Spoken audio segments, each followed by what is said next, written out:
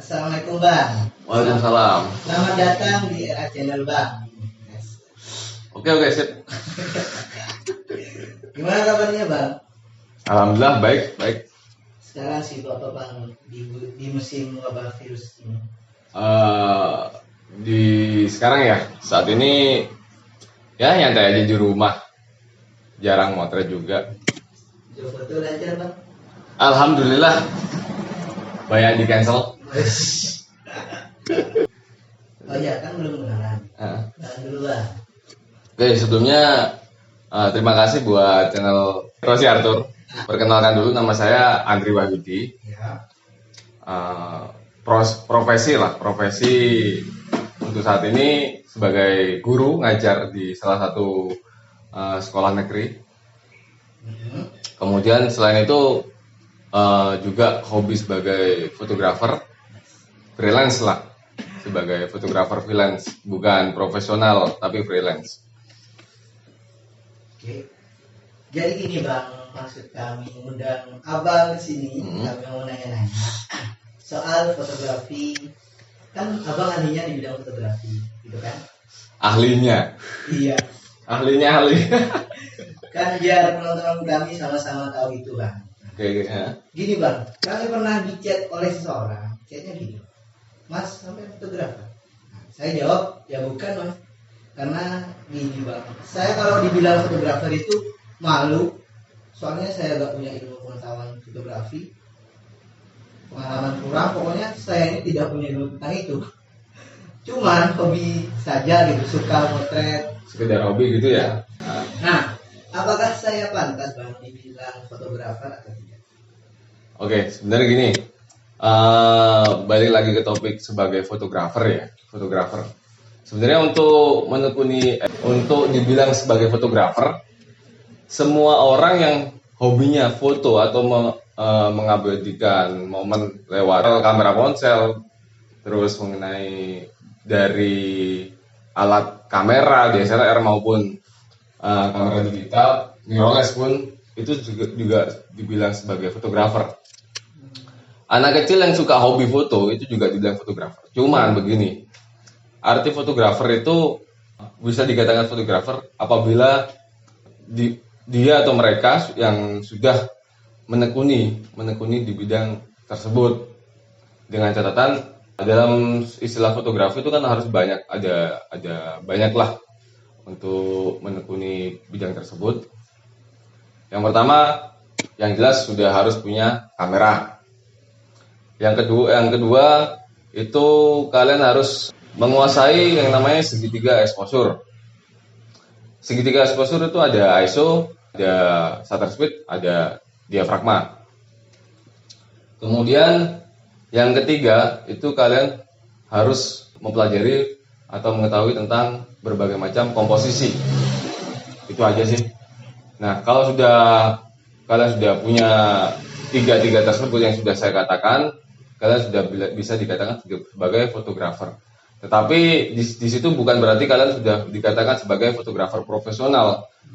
Nah, profesional pun, misalkan saya tidak bisa dikatakan sebagai fotografer profesional. Karena apa? Karena di sini saya memiliki pekerjaan lain selain sebagai fotografer, yaitu mengajar. Jadi bukan ahlinya gitu? Bukan ahlinya, sekedar bisa lah. Kalau berbicara mengenai ahli kan pasti ada yang lebih ahli lagi. Kalau fotografi itu apa? Fotografi itu yang berkaitan dengan foto sih. Karena ada dua jenis. Fotografi itu kan sebuah karya seni yang berbentuk visual. Tetapi dia bentuknya statis atau diam. Jadi kita hanya bisa menikmati karya tersebut dengan cara melihat gambar yang statis atau diam. Beda lagi dengan videografi. Kalau videografi itu bentuk visualnya bergerak. Itu namanya videografi. Awal mula sampean menjadi fotografer itu gimana? Kok bisa sampean ada keinginan menjadi seorang fotografer? Sejarahnya itu gimana, Bang? Oke. Sedikit cerita mengenai hobi saya, mengenai ya sebagai fotografer atau dikatakan hobi foto. Itu berawal dari 2009. Jadi ketika pada waktu di perkuliahan dulu, pada waktu itu ada saya pribadi mendapatkan mata kuliah fotografi. Cuma pada waktu itu saya termasuk saya tuh kesusahan dalam segi alat, karena pada waktu itu alat yang namanya kamera itu sangat-sangatlah mahal. Jadi nggak seperti sekarang. Sekarang itu saya lihat perkembangan fotografi, anak-anak sekarang sudah paling gampang memiliki kamera. Makin besar. Mungkin sih, mungkin mereka minta sama orang tua atau nabung, itu entahlah, nggak tahu. Yang jelas pada waktu zaman saya dulu, pada waktu 2009, ingin memiliki kamera itu sangat susah. Nah, 2009 saya ingin mempelajari tentang fotografi itu melalui kamera teman saya. Saya pada waktu itu menggunakan kamera roll. Jadi nggak seperti sekarang DSLR. Kalau DSLR kan enak, sudah ada memorinya. Jadi misalkan mereka jepret, kita jepret, jelek dihapus. Kalau zaman saya dulu jepret kalau ingin mengetahui hasilnya kita harus nyuci dulu. Nyuci melalui proses panjang. Kalau misalkan bagus ya alhamdulillah, kalau nggak bagus ya kita ulang lagi. Belum lagi untuk sumbangan sama teman-teman untuk membeli filmnya itu.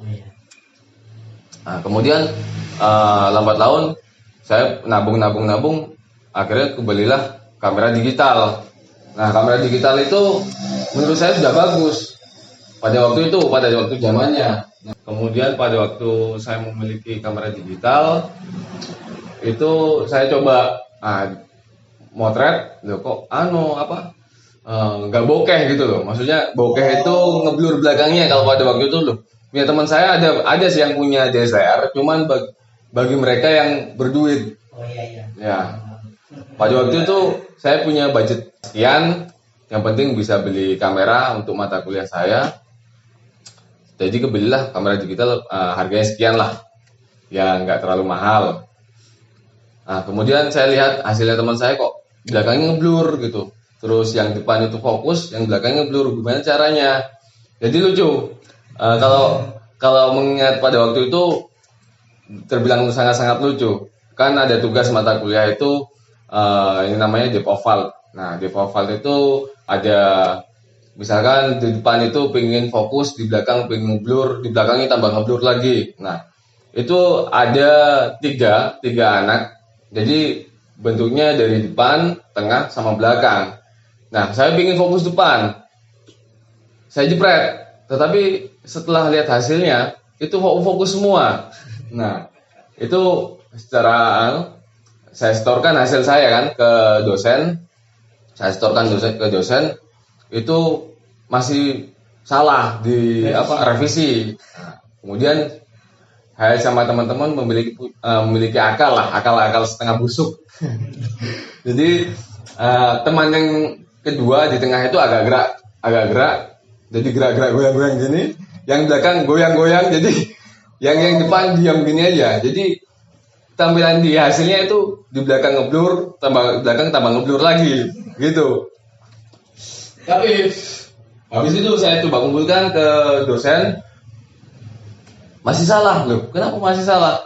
Karena di lensa di bawaan di kamera digital itu kan kebanyakan diafragmanya tergolong kecil, sempit. Pada waktu itu saya pegang kamera Brika. Jadi lensa bawaan, lensa kitnya itu diafragmanya kecil. Jadi meskipun goyang-goyang ngeblur, tetap kelihatan bohongnya. Kenapa bohong? Karena background di belakangnya itu nggak ngeblur sama sekali. Nah, itu. Jadi setelah itu saya belajar. Saya belajar ke teman, ternyata ada modenya, mode makro, yaitu mode makro.